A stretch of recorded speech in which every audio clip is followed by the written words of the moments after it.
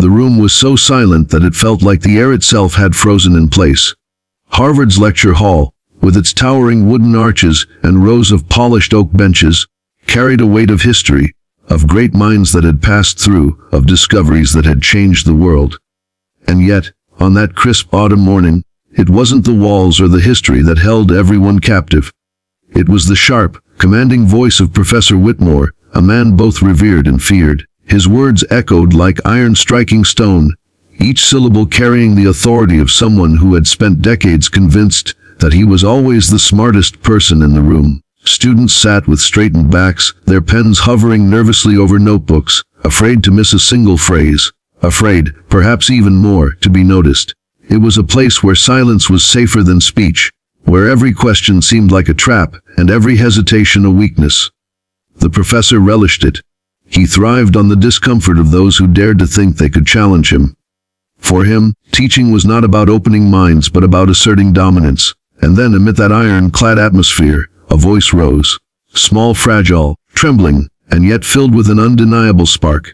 A little girl, no more than 12 years old, standing there with her oversized sweater sleeves pulled down over her hands, dared to interrupt.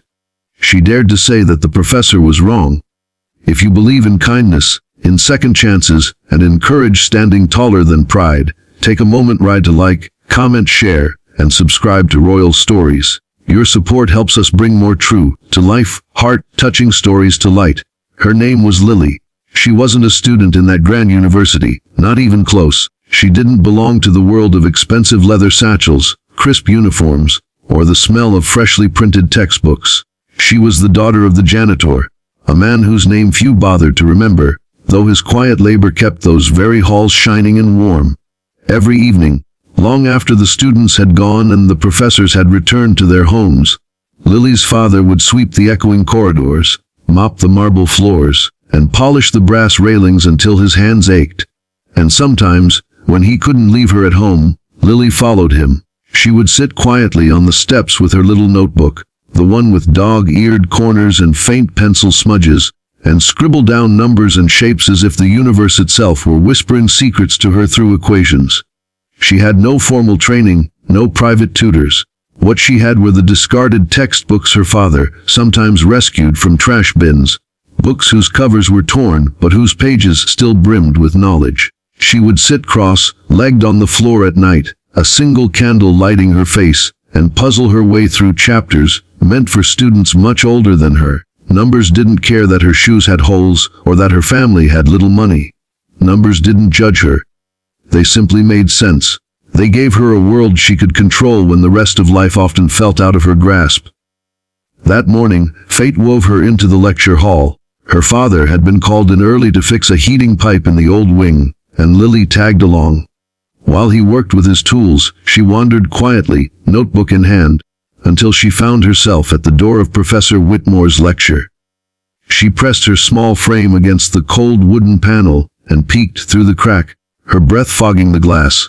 Inside, the professor's chalk scratched furiously across the board, filling it with symbols, fractions, and formulas. His booming voice carried words like axiom and postulate, terms that most Celts would find intimidating, but to Lily they were familiar friends.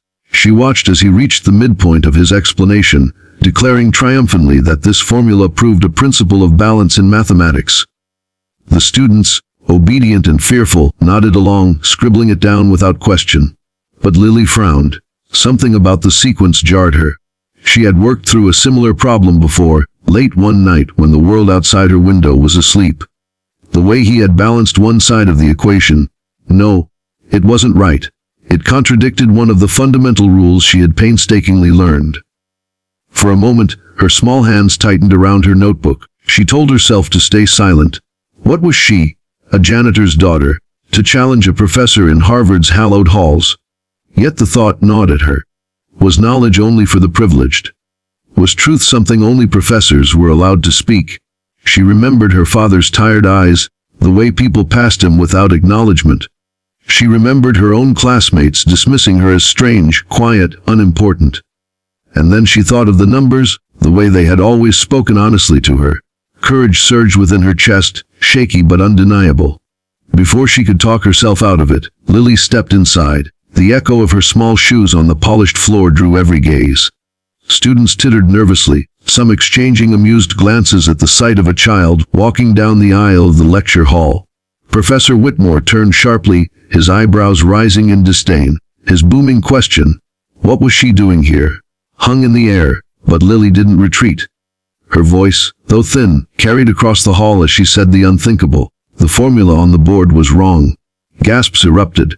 A ripple of disbelief spread through the room. No one challenged Whitmore, not even the brightest of his students. And here stood a little girl, barely reaching the height of the lectern, her chin tilted up with quiet conviction. At first, the professor laughed. The sound was sharp, mocking, meant to dismiss her as a foolish child. But Lily did not waver. She walked forward, her small fingers brushing chalk dust from the board, and with steady strokes she corrected his steps. Every line she wrote was precise, every number carefully placed. The room held its breath. Students leaned forward, eyes wide, watching as her correction unfolded into a flawless equation. When she stepped back, chalk dust smudging her sweater, the truth was undeniable. The board told a story that could not be refuted. Lily was right. For the first time in years, Professor Whitmore's face faltered. He stared at the board, then at the girl, then back at the board. His lips parted as if to argue, but no words came. The whispers of the students grew louder, filled with awe and disbelief. In that frozen moment, Lily had done what no one dared. She had outsmarted a Harvard professor, in front of the entire class.